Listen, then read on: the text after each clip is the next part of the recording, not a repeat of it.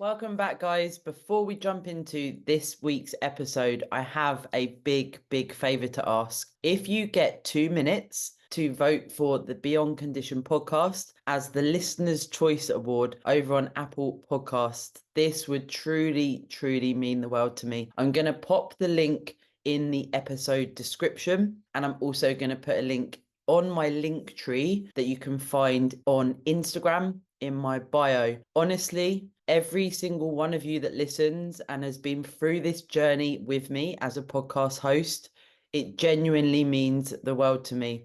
And the podcast would not be where it is today without you listening every week. You truly are my motivation to continue being in your ears and supporting your journey every single step of the way. I hope you enjoyed today's episode, and we have until August the 29th, 2024 to put the votes in to see if we can get the Beyond Condition podcast into the Listener's Choice Award. Welcome back, guys, to the Beyond Condition podcast, the voice of bodybuilding. And today's voice is across the pond.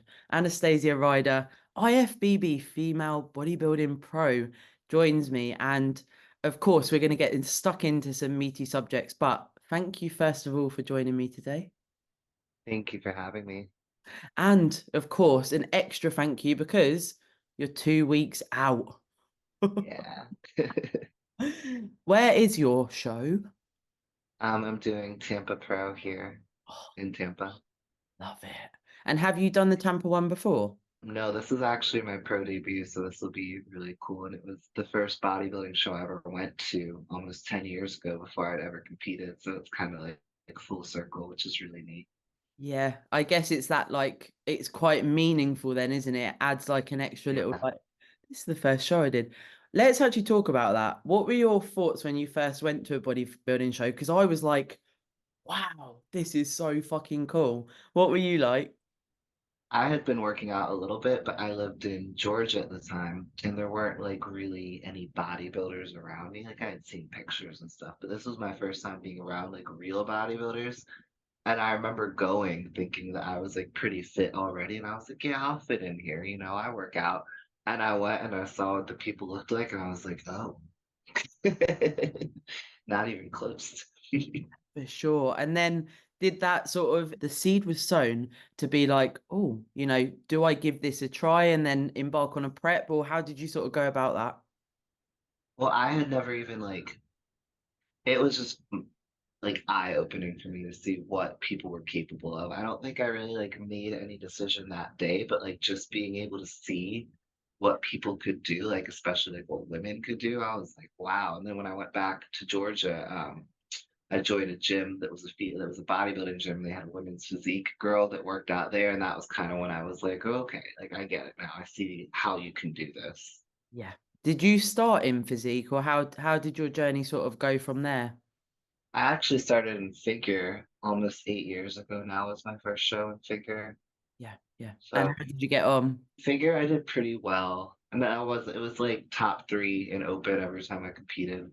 But then I ended up outgrowing figure and classed up to women's physique about maybe 3 years into bodybuilding. I went to a show and I was really excited because I had like done a whole long off season. I had really like, prepped for it and done like all the stuff you're supposed to do.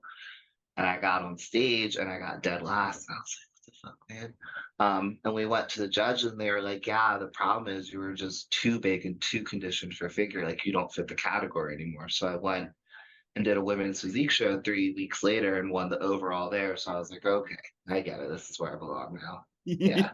Yeah, Mana's actually had a similar thing with if she's still WPD or WBB because she has got a lot of mass and she brings condition. And then it's like sometimes it's quite hard. And this is sometimes what people don't really, I guess, understand, or maybe people don't speak about. Sometimes it's quite hard to fit a category, isn't it?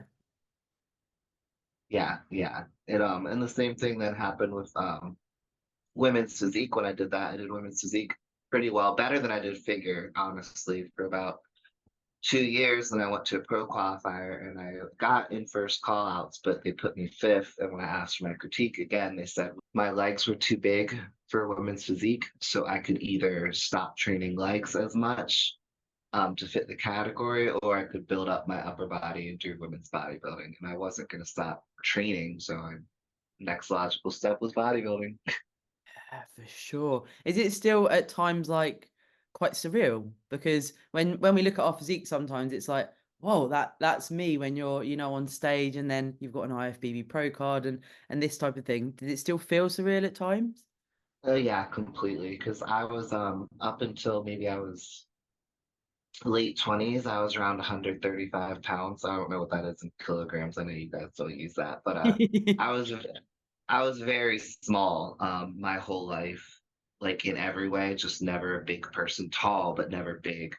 So like even now, I still think of myself that way. Like even now, I see pictures. I'm like, oh yeah, that is me, isn't it? Like when people come to the gym, I still think of myself as a small person. They'll be like, oh my God, you're an IFBB pro. And I'm like, kind of. Yeah, it's a funny one, isn't it? Because the thing is with bodybuilding, it's like you achieve one goal and then it's instantly what's next, and then Yeah. it's what's next. So it's like there is rarely that time to actually sort of sit with what you've achieved, because there's always something next. Now, for you personally, where it's your pro debut, how do you feel about that? Because of course, a lot of people reference it that you get your pro card and then you're sort of back to the bottom of the pile, or however we want to say that, because you're then competing with pros that could have been a pro for a number of years, if you know what I mean. hmm I feel I always feel like I'm at the bottom of the barrel, but I kind of like it that way anyway. Like I never feel, even when I went for my pro card this last time and got it with the overall, I didn't like it was never like a feeling like, yeah, I'm definitely fucking this is me, this is it. Like I knew I was gonna win, like something in me just knew that.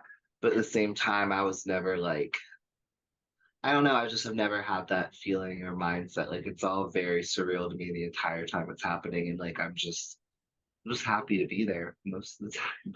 I love this. It's so nice. It sounds like you're very humble, which for sure is a very nice thing. And I think that nature, of course, carries over to how you are on stage as well. If you are a sportsman, if you do come fourth or fifth, like you've already mentioned, sometimes coming last, it's like, let's get the judges' feedback and actually move Yeah, forward, rather than I mean, sort of, it's a competition. It's not like people like to say it's a popularity contest or it's this or that, but it's not. Like if you look at the pictures, you can see why they. You just have to be honest and objective. Like you can see why they picked who they did. It's not, oh, I didn't have this many followers or they don't know me or I'm not famous. Like you didn't fit the division. So get your feedback, learn what you need to do to improve it and do that.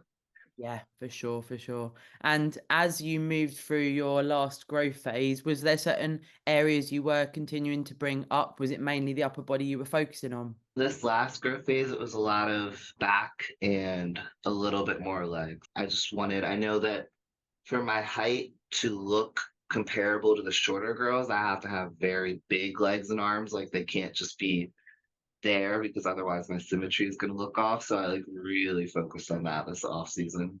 Yeah. And as you've dieted down through the prep, are you feeling like, yeah, I've made some good fucking Yeah, improvements here? Yeah. It's really good. still, isn't it?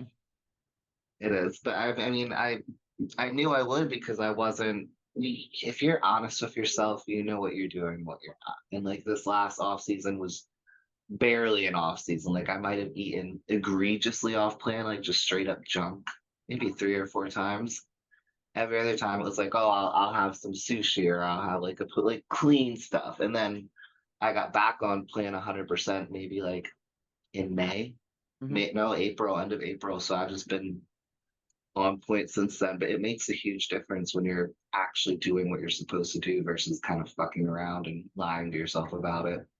Yeah, and I feel like sometimes the way sort of bodybuilding's gone, because it is so popular on social media and what have you, and there's this almost peer pressure of like everyone smashing off plan and doing these certain things. And I speak personally, I used to think, oh well, all bikini girls are doing this. This is normal. And I was like, I just want to stick to a plan. And it was so overwhelming at times to sort of try and fit in with people. And it wasn't until I was like, do you know what? I'll cut that shit out and do what's right for me. So it's refreshing for you to say that, because I feel like sometimes it's validated maybe a bit too much that we're like It is. It eating all, is. you know what I mean? It's definitely something I really struggle with because you'll see, I mean, and people only post their highlight reel. So people are posting, oh, I'm going out and eating donuts and muffins and out to eat and this and that. And it seems like it's all the time, but most of these people, they're posting that the one time they do go. So we get this misconception that these high level athletes, and some of them can eat junk, but most of them really aren't. Like, most of them are on plan all the time. But, social media has us so skewed on what we see and what we believe just because people are posting what they want you to see. They want you to think they're slacking off. They want you to think they're fucking around because Yeah. then you won't try as hard. You almost as well feel like it's almost a negative if you don't do those things, and that's certainly what I felt. I was like, should I be doing this? Like, should I be doing this more, and should I enjoy it more? And it wasn't until I, like I said, I sort of come away from it. It's like, actually, I need to do what feels right for me. And half the time, I don't know about yourself, but digestion wise, it doesn't sit well when you just smash a load of shit. No, no, I don't enjoy it. Like you'll enjoy the food literally while you're eating it. Yeah. And then immediately after you don't feel good, and then the whole rest of the day is ruined. And the next day you can't train the way you want to, and you're not feeling good, so you're not as motivated to follow your plan, and it just carries over, and it's not worth it. Like I don't. I mean, I was talking to somebody about it. You do get a dopamine release when you eat food, sure, but you get serotonin when you're happy all the time because you're comfortable in your skin, and that's much more meaningful to me than just like that little rush. I don't get much out of it anymore because it's risk to reward ratio. For sure, like everything in our realm. And I do feel as well, probably like yourself, I don't want to assume, but having a partner that supports what you want to do, very important for my own growth as a competitor. Like until I found Matt and it was like a talk about it and be like, I don't want to do all that. And he's like, we Yeah, do what's good for you. Are you the same? it's yeah. This is the first time I've had a partner that's like that. And he doesn't bodybuild or do anything like that, but he's so supportive. Like if I say, hey, I don't want to eat that, he's like, okay, and that's it. Make a The difference. end. Yeah. It's amazing. And what is your other half like when, because we've sort of touched on in messages when we first started talking about, be good to talk about the sort of external pressures, the conflict, the comments that we can face. Now, of course, I'm in bikini realm, so it's going to potentially be less so because I feel like the more heavily muscled females can get this conflict and this sort of stuff that comes through social media, etc. How does he find that for yourself? I used to really struggle with stuff like that, but I really don't anymore. Like I still get comments here and there, but just having support and having people that see you for who you are and understand what you're doing and support it fully and think it's a really cool thing, like you can just drown the other stuff out. If you're doing well, if you're doing bad, people are going to talk about you regardless. So you might as well just do what makes you happy. Yeah, yeah. And do you find that there's ever times when if you get a comment on social media or something, it does get in your head, or are you at a point where it's just like step away from it and move forward? It used to, but it really doesn't anymore. It's never people that I admire saying things like that. It's never somebody that I would want to be like. It's never somebody that I look up to. It's always people I'm like, oh, I'm glad I'm not them. And they're the one making the shitty comments. So I'm like, well, I guess that makes sense for you that you would feel the need to tear somebody else down because I don't ever feel like that. It's a very strange thing, isn't it? That and I talk about this a lot. Someone would actually sit there and sort of critique your physique or what you're doing in bodybuilding. And I know, like, obviously, I don't know from personal anecdote, as it were, but what you've got to do to match that criteria as a female bodybuilder. And Uh, then someone critiques it. It just blows my mind, but it's often a sense of their own insecurities on you not fitting it's their narrative. I feel like it's always that because I mean there's plenty of people that live lifestyles that I wouldn't want to live myself, but I also don't feel the need to pass judgment on them. Like I don't say, oh, the way you're living is good or bad. I say, oh, that's not what I want to do, but that's what you're doing, and it's not harming anybody else. So I mean, what business is it of mine? Yeah. Have you, You know would what you, I mean? find you've got better at that in person over the time? The reason I ask is I actually spoke to a listener the other day that has been experiencing some external pressure from family members and people around her doing her first sort of bit of a prep practice, as it were. And they've started saying things about what she eats and things like that. And she was like, I don't know what to say because it's family. Have you got any sort of tips around that you've used yourself? Man, the thing about me is I'll cut you off. I Yeah. don't care who you are. I don't care.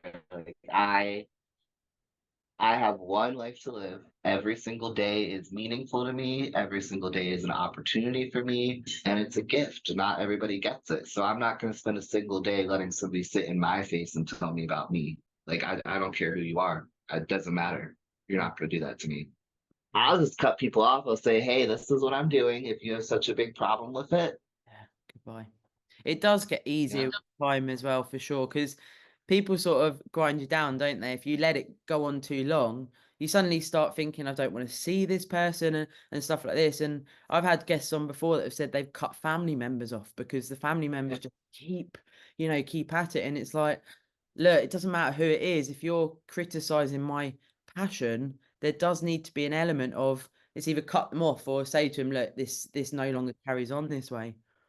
And that's something I really started doing, especially since, so we talk about it, my partner came into my life and he unapologetically gave me everything I needed and there wasn't any like back and forth. So I was like, okay, if he can give this to me, why am I accepting something less from other people? So now if somebody says something that doesn't sit right with me or I'm like, what did you mean by that?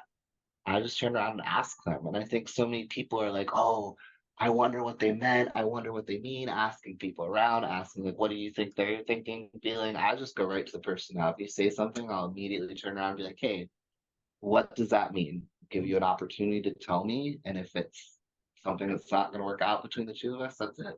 Yeah, for sure. Simple. For sure. I love that. And you work in a gym, don't you? Mhm. So you're surrounded by bodybuilders most days, which is, it can be helpful, right? It's about 50-50. This gym, I really like this gym. I've been here for a while.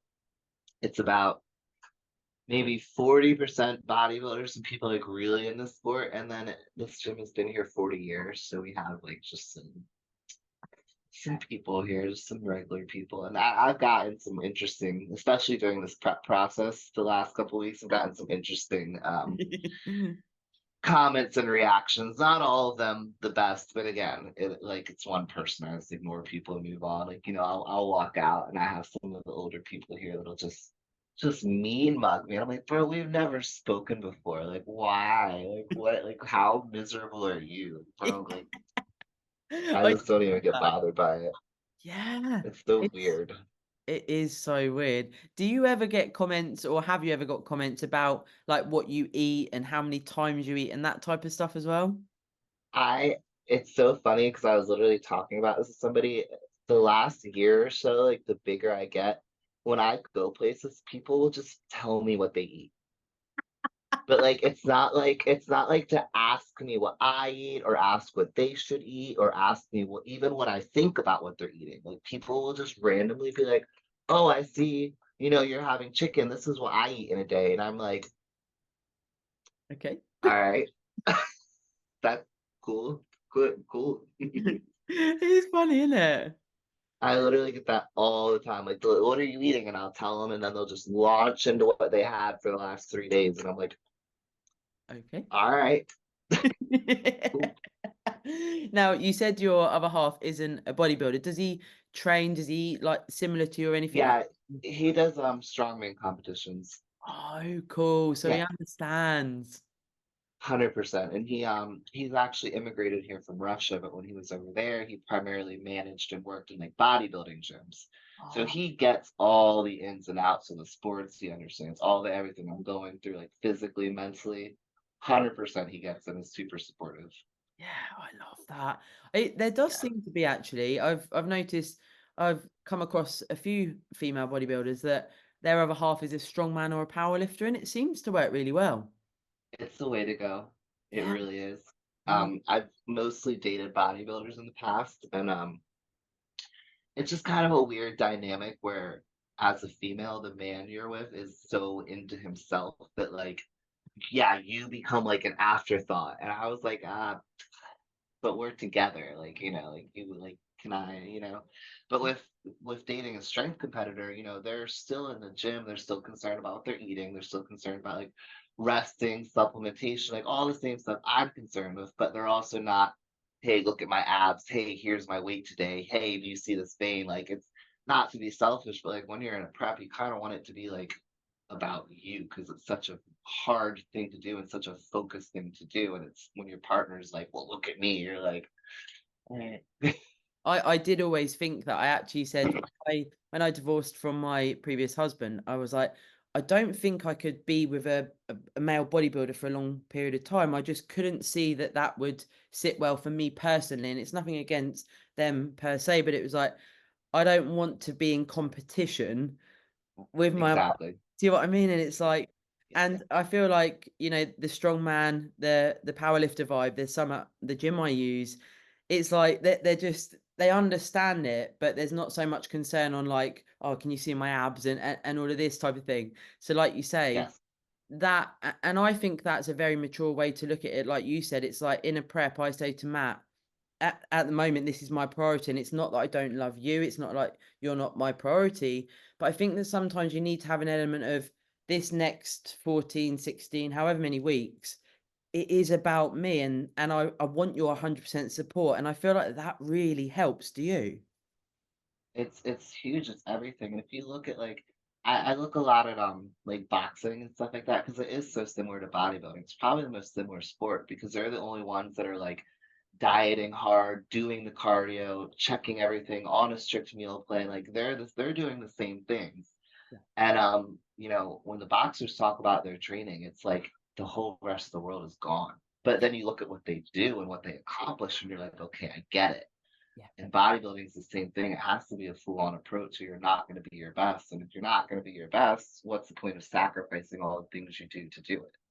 Yeah. And then there's that risk of resentment, isn't there? You know, that, and this is what I try and talk to people that listen to the podcast or my clients, you know, I've never, I didn't come out my last prep and go, Matt, I'm really sorry. It was like, right, now's time where we can spend some time together as I get healthier and we start to rekindle, make more memories, and, you know, maybe we go out for a meal or whatever. But I didn't feel the need to go, I'm sorry I did that. I'm sorry I was low on energy. I'm sorry, you know, Hmm. sometimes I might snap. Because if I was to snap, he gets it. I'm not there Yeah, thinking, oh my God, you know, he's going to leave me or resent me.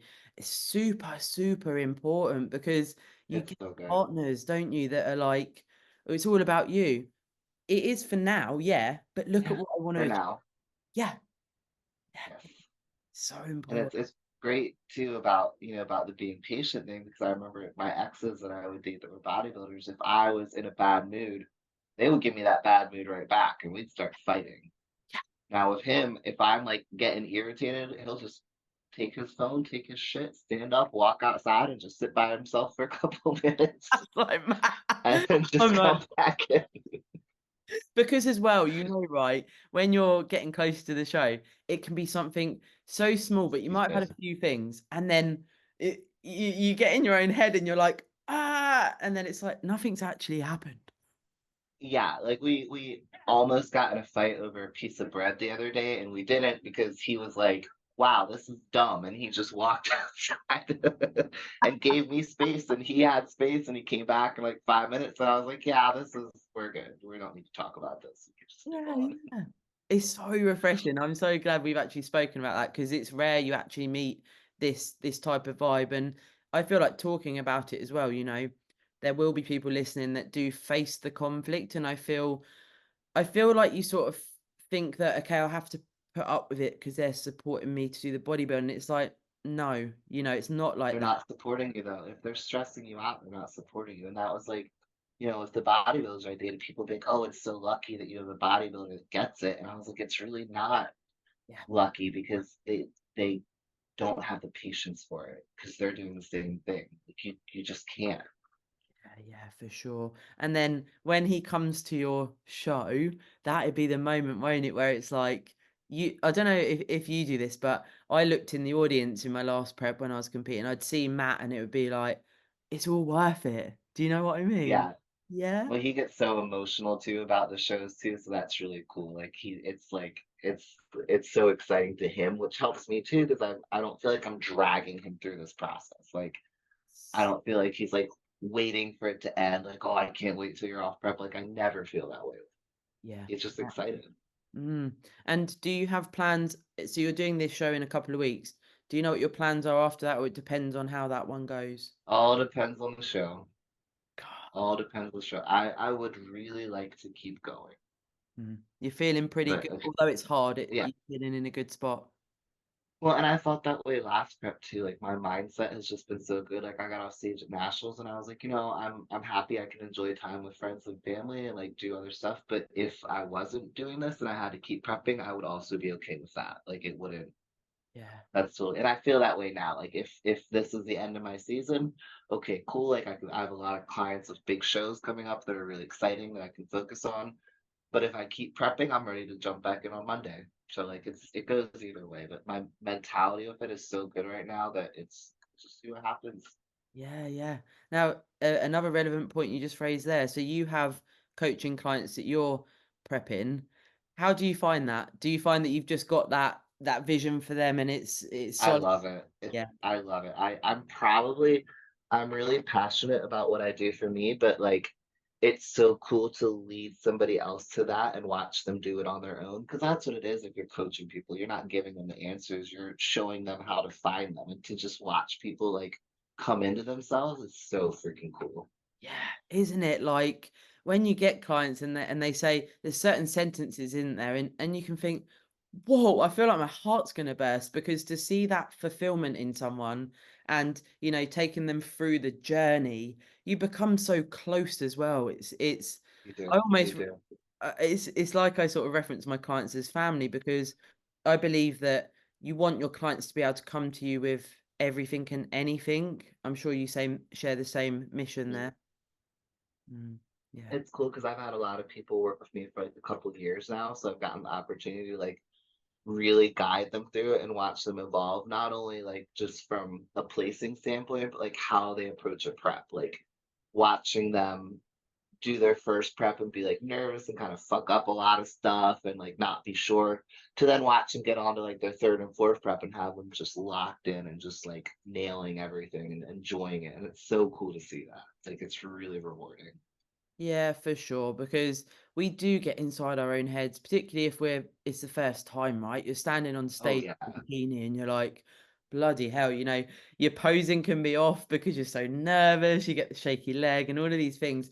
And that's so useful what you said there, because if someone's going to pursue this for a number of years and a number of seasons, the progression is yes, physique, because of course we want to improve, but how was your stage experience as well, if you know what I mean? Mhm.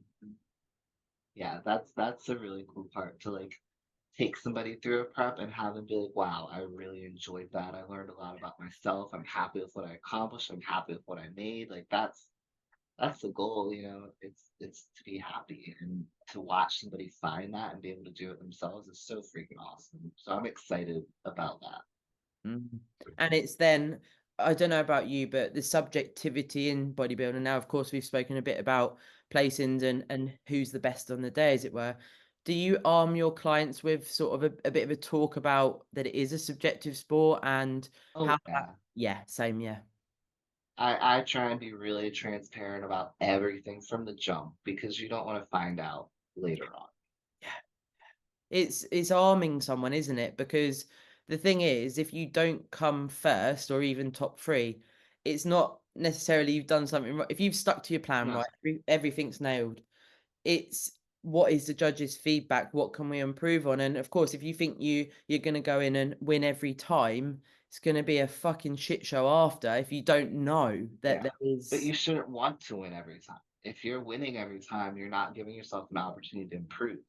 Mhm. You're Yeah, not, I mean, if you win every show, how often are you going to be like, I have to go get my feedback. I have to figure out what I can improve on. You're like, oh, I keep winning. Whatever I'm doing is working. yeah, And like it's the failures that make you work harder. It's the failures that make you be like, okay, like this is where I can step my own game up. And it's so empowering to do that.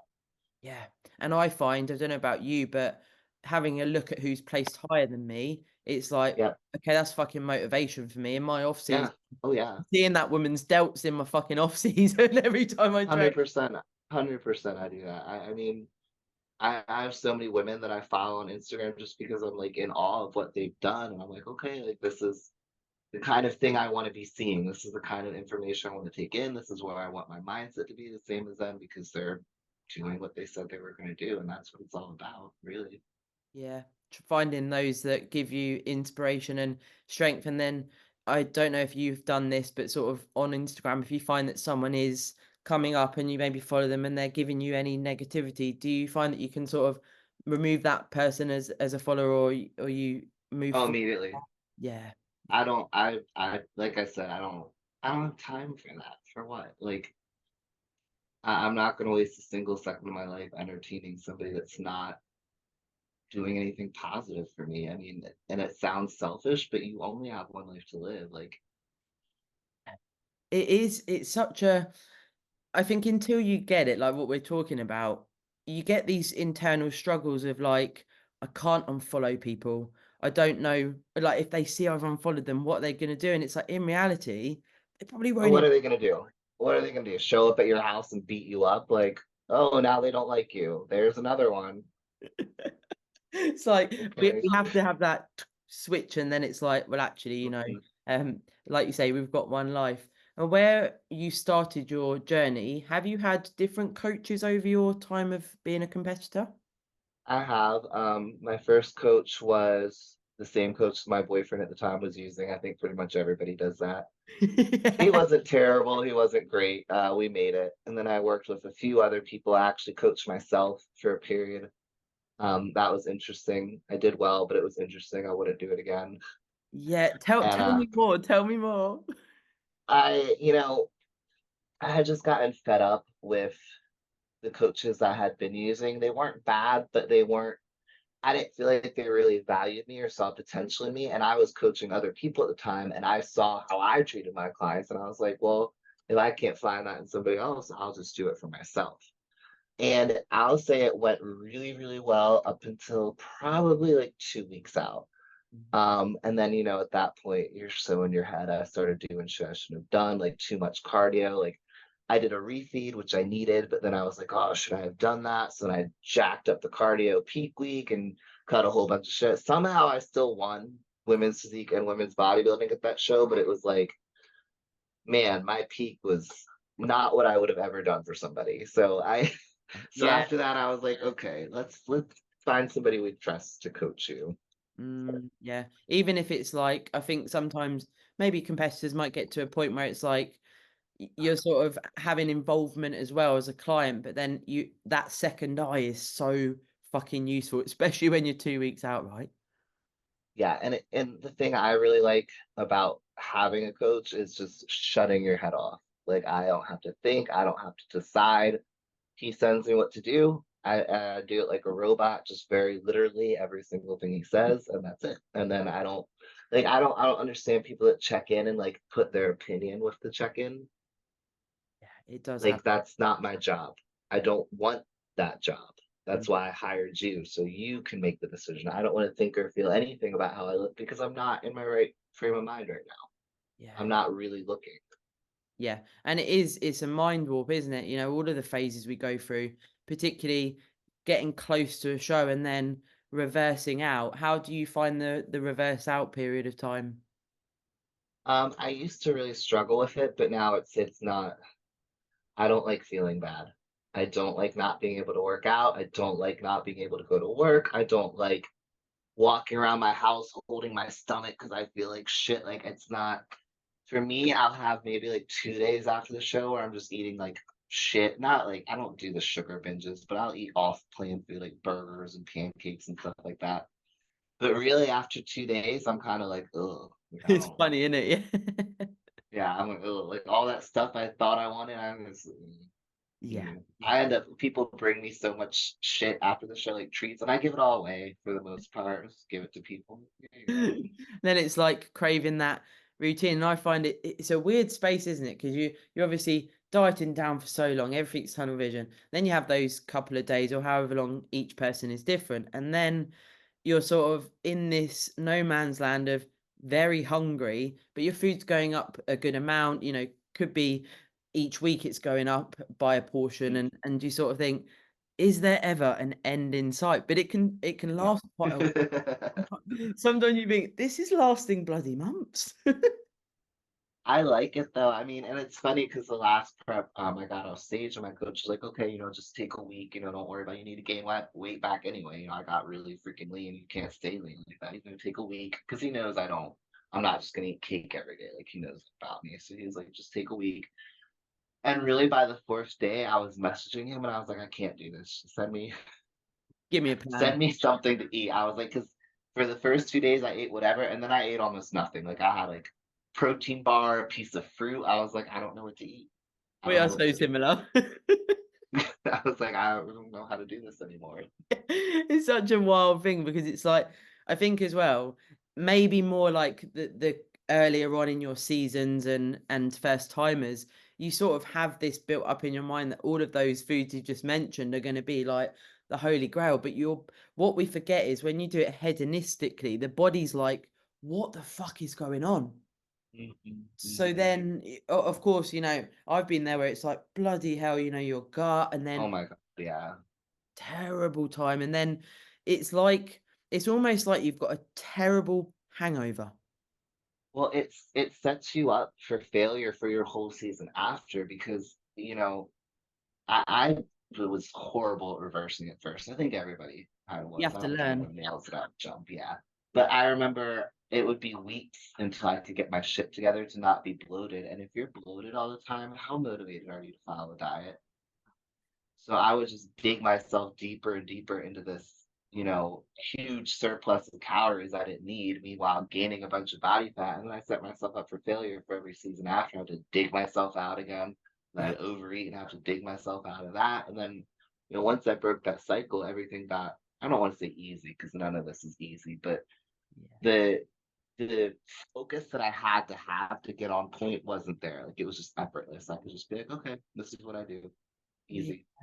It's almost riding that out as well, isn't it? It's like, right, you've had your 2 days. Most people, I think, is probably 2 or 3 days or whatever. And then Yeah. it's like actually getting back to that routine of eating it around the same sort of times. I Build, love it. You want to. You feel yeah, good.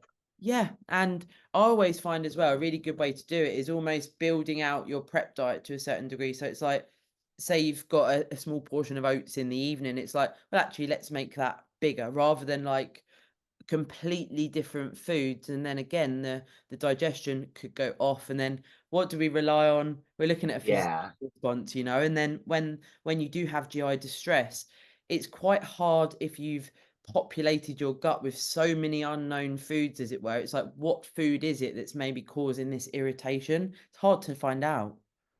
And then too, you're depressed because your gut health affects your brain, so you're not even motivated to find out. You're just like, whatever, I don't care anymore. It's just a cycle that you get stuck in. I'm really good with the coach I have now because I mean, obviously I'm dieting down, I'm not eating a lot, but he's never like starved me. You know what I mean? Like I could show anybody my diet at any time. They'll be like, well, that sucks, but it's not like, oh my God, you're gonna die. So like the reverse is kind of the same way. Like he puts food back in very quickly, and it's all the same stuff I was eating in prep, like freaking rice, chicken, oats. But having that coming back so quickly helps too, because you don't have the stomach distension, you don't have the digestive problems, but you also don't feel like shit anymore because you're eating. Yeah, for sure. It's very, very relevant. You've said that as well. I feel like I don't know if you've noticed, but there's almost this like change to a certain degree in the bodybuilding world that actually a lot of coaches are sort of catching on to, more so that starving someone and getting someone to do so much cardio right up until Oh the my show. God, yeah. It's not, it's almost like people are saying, okay, it's probably not the way now, because historically that has been, used more so. And now it's like, actually, what do we do if we see a physique that's more rested, that's on a bit Hmm. more food? Obviously, it sucks at points where you're like, you are on low food, but does it need to be going to the absolute extreme? And I feel like there's No. a bit of a movement. It has gotten a lot better. The problem with my division specifically is a lot of the girls will still do those really high cardio, low food diets, and then to make up the difference, they'll enhance with drugs. Okay, yeah. And obviously that comes into play no matter what, especially in women's bodybuilding. Everybody's on steroids. I don't care. It is what it is. But there's different levels to it. You know what I mean? Yep. Yeah. And trying to fill the gaps with an oil that you're injecting in your body sometimes every single day is also not it, because now you're putting your all of your internal organs under distress too. And that's permanent. That's not just for the prep, that's forever. Yeah, it's wild, like, of course, the stories we come across and what happens, like you say. And I think it's useful as well for people to understand a bit more about it when it comes to the more heavily muscled categories. The risk versus reward is different. The safer use model probably isn't as appropriate at times. Mhm. And it's like, of course, we do see this when we talk about female PD use. It's like we should always be pushing towards a safer use model. However, there's going to be athletes that are wanting to pursue the ranks in the heavily muscled divisions where actually your personal decision is something like virilization, the side effects that can happen. Actually, it's like, for me, that's the choice I want to Yeah, make. And I think it's almost muddied waters a little bit. And it's like, for me personally, I feel like if that's your decision and it's an informed approach, then you do what you want to fine. do, you know? Yep. Yeah. I agree. Yeah. But they can't be mad when they're not rewarded, because they're really starting to crack down on that with female bodybuilding. If you look at who's been winning the pro shows, it's the most feminine girls. Like They that's what just they're make you swinging more look to. for it. Yeah, yeah. Yeah. It's it is difficult at times, isn't it? For what, one year they can award slightly different, another year they can award slightly different. But like you said, if you utilize PEDs because maybe other things are off, you can't change if you have some of the side effects. So as a person, right, okay, what do I do now, you know? hmm It's really Yeah, it's really difficult, and it's something I definitely struggled with, which is why initially I didn't want to do women's bodybuilding, because I didn't want to take all that, and I didn't think it was possible without it. I really didn't. Just because of what you've seen and heard. And I run, when I tell people what I use, they're like, "Oh, you're like natural," and I'm not. But compared to what other people are doing, yeah, for sure. But the focus has always been on food, training, recovery, like bodybuilding stuff, mm. basics. hmm Very good message, because it is certainly, again, it's something that's explored more with, if you are trying to capitalize on a growth phase as females, that actually, obviously we want to get the calories as high as they can per se, Mhm. but actually we can see a lot more muscle tissue added if we have that extended period of time at the higher calories. But I feel like, Yeah. for sure, that sometimes for females it can be a bit more difficult to be constantly, on that higher. It is more difficult. It's definitely more difficult. And women have to be stricter too. Like you can't, with men, they can cut corners. Like, oh, my meal is beef and potatoes. I'm gonna go get a cheeseburger and fries. And for a lot of guys, that's not gonna make a big difference. For Yeah, girls, yeah, I that's a choice can't. you're making. Yeah, I can't spank it. Like, obviously, like we say, we can incorporate a meal with the other half or whatever, but it does seem But to, people try and do it every day, and that's not, it's bodybuilding. yeah. And of course, as well, it's what is your progression through a growth phase? So are you looking at progressive overload as a method rather than, okay, we're going to lift more load every single week, which is near on impossible unless you're a superhero. How are you Yeah. looking at progressive overload? What methods are you utilizing for that? And are we looking at the finer details to continue that progression throughout a whole growth phase? Are we training hard enough? Are we training to failure? Because this, again, it's like, as online coaches, ideally we can get training footage or in person for yourself when you see your clients, but we're almost, we're relying on them doing what they Yeah. say they're doing. And it's disappointing too for me, because the more I've gotten involved with the pro ranks, the more I'm realizing that a lot of, not all of them, there's plenty of pros that like know how to train, but there's a lot of pros that really don't know how to train. And I'm like, well, how did you get to this level? Like, but again, you can fill in the gaps with other stuff if you really want to. But if you don't want to, you better learn how to progressive overload. You better learn how to train. You better learn form, tempo, all of that stuff. Like you have to really do the thing. I love it as well. I'm sure you're the same when you get a client that sends you some footage, or if you train with someone in person like yourself and they nail the tempo, they nail the execution. I'm like, fucking Yeah. hell, there is Yep. one. Yep. Actually going to failure, not stopping when they get tired. Yeah, honestly, it gets me going. I'm watching the video. I'm like, this is so good. Yep. Yep. Because it's making a difference. Like that set made a difference. Yes, for sure, for sure. Now, your coach at the moment, when you decided to go back to having a coach, how did you pick your coach that you've got at the moment? I'd love to know. For him, I've been watching him for a while. And I saw that he mostly worked with bigger women, like women's physique, women's bodybuilding, and they all looked very healthy and they all were winning shows. And I was like, okay. And I remember messaging him and I said the first thing I asked him was what kind of steroids do you put women on? Love that. And he told me, and it was extremely like low, not a lot of compounds. There's like three things he'll use, and that was it. And I was like, okay, that's it. And we started to work together. And I like him because he'll say it himself. He says, my coaching is not a democracy. It's a dictatorship.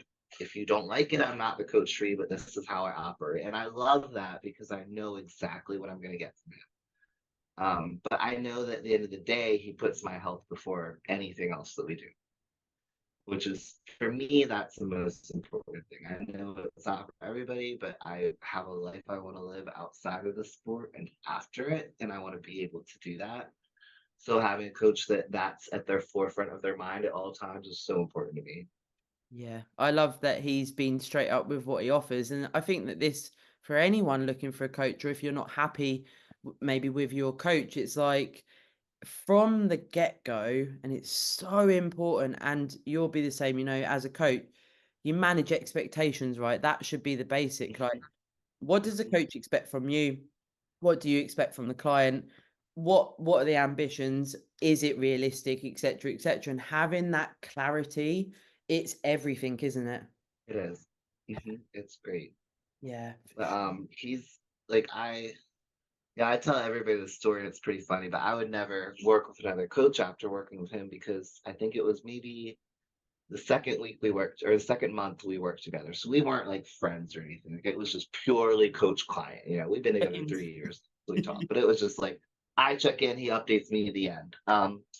I saw that he had picked up a new client and it was actually an ex-boyfriend of mine that had worked with about four coaches I had worked with right after I signed up with him. He'd signed up with them. So he's like orbiting me. Oh And no. we had had a lot of problems. Like he had stalked me, he'd given me a lot of issues. So I messaged my coach and I was like, hey, you don't have to do anything at all. I'm just letting you know that if he asks something about me, just please don't tell him anything. And you know what he said to me? He was like, oh, I'll fire him. You're like, yes. I was like, you don't have to fire him. He didn't do anything. And I said, well, if he gave you problems, I don't want to work with him. And I said, no, but if he says anything, if he says anything about you, he's gone. But that showed me from the jump that like the money is not the most important thing to him. So after he did that, I was like, okay, he is always going to put my safety and my health before anything else.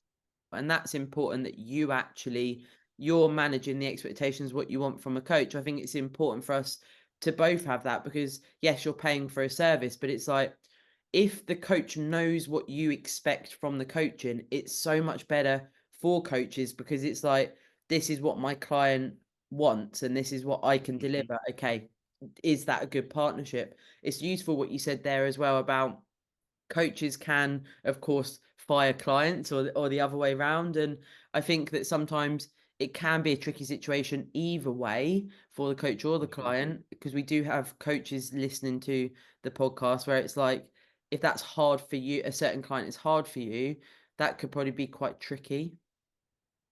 But if you're not, if a client is hard for you, then you're not the coach for them, and that's okay. But I think it's better that because I've had clients where I just said, hey, I just don't think we're a good match for each other, and I'm not going to be able to give you what you need. So it's kind of a disservice to you for you to work with me.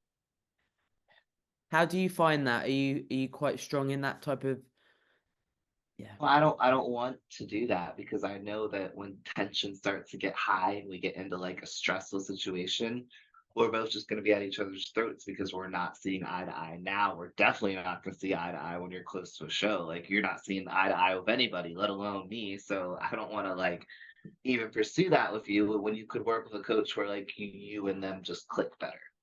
Yeah, because there is certain merit with that. Like, I think the first couple of times, maybe as a coach, if you do part ways with someone, it can be like, what, could I have been better, or what could I have done? And this is where I've ended up with my own ethos to get those expectations from the word go, like you say, because then, ideally it avoids those scenarios either way as well. But sometimes you don't know till you get sort of a couple of months in, and maybe it's not the right match. Yeah, I've definitely experienced that too. But I mean, I've I've I've only fired I think 2 or 3 people. Yeah, fired, but it Yeah, wasn't I like know when you said aggressive. It that was as more well. like I suggested. I was like, hey, like one of the girls I remember saying, I was like, hey, I think that this money that you're putting towards me would be better suited towards a therapist because I think that's gonna bring a lot more value to your life right now than I will. So I'm gonna go ahead and sever ties with you so you can go ahead and do that. And do you speak to these people after that, or is it sort of just that's and then they go on their way? I'll check in with them. I'll be like, hey, hope everything's going well. But if I'm cutting somebody off from coaching to refer them to therapy, I want them to go to therapy. Yeah, I don't because want them because this bodybuilding shit is so hard mentally. And if you're not here good, this is just gonna ruin your life and you're gonna hate it and you're gonna resent it. And I don't want that for anybody. yeah, and it is actually. I had a podcast guest once say to me, he was like, "Got an idea for you, Sarah. You could be the first coach that gets your clients, if they want to do a prep, to have a psych evaluation." And I was like, "Whoa, that would be maybe quite a I trick." mean, it would be good though because this is hard, and if you don't have a clear understanding of it and a clear understanding of yourself before you go through it, it's going to be rough mentally. You're going to have to learn to sit with a lot of things about yourself that you have been blocking out or finding ways to distract yourself from. You can't distract yourself in prep. I mean, that's it. You just have to sit with yourself. And sometimes that's not awesome for people. Yeah. I'm sure from what you've just described there, I've been there where I'm having meetings with God on the toilet, like I'm thinking, fucking it Yep. up. It's like an epiphany, and you think different, don't you? Because of course we're starving ourselves, if we put it bluntly, on the face of it. We're trying to get very low body fat for a competition, and it isn't a normal thing to do per se. It's an extreme thing. That's why what we're talking about, is hard. But you're having these meetings with God thinking, I don't know what's going on here. Yep. Yep. And it's some people really aren't, they don't realize that that's going to happen. They think it's just changing their diet for a couple months and getting on stage, and they don't realize just how much it completely breaks you down to just bare bones. And then you have to kind of sit with whatever that is that you have.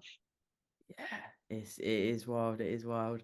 Now we have got a listener, well, hopefully a listener, someone from our Instagram post sent a question which we will answer before we wrap up. Now, I don't know what his full name is. It looks like his name's Joe. Instagram handles, you're like, I don't know what this person's Oh yeah. name. So he said, I'm curious on how she feels about a mid or lightweight division for women's BB. I think as nice as it sounds, because the men have 212 and open, we don't have enough girls doing bodybuilding to do that yet. Yeah, We very, very. just don't. And I mean, if 30 or 40 girls were showing up at every show, I would say, hell yeah, like let's do like the men and put something right in the middle so the big and small girls compete. But we just don't have that right now. We need everybody we can get. Good answer, because this is exactly what Romana and Sarah say.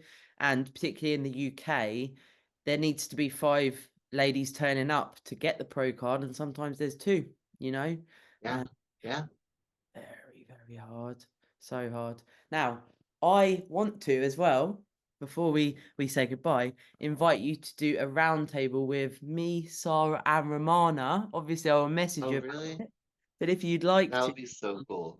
yeah, and of course you might come back to or move to the UK at some point, and you'll be with us. That's well, Yeah, I'm gonna do a reverse Brexit, so we'll see. I'm working I on it. know. So I will, of course, message you about that. But thank you so much for your time today.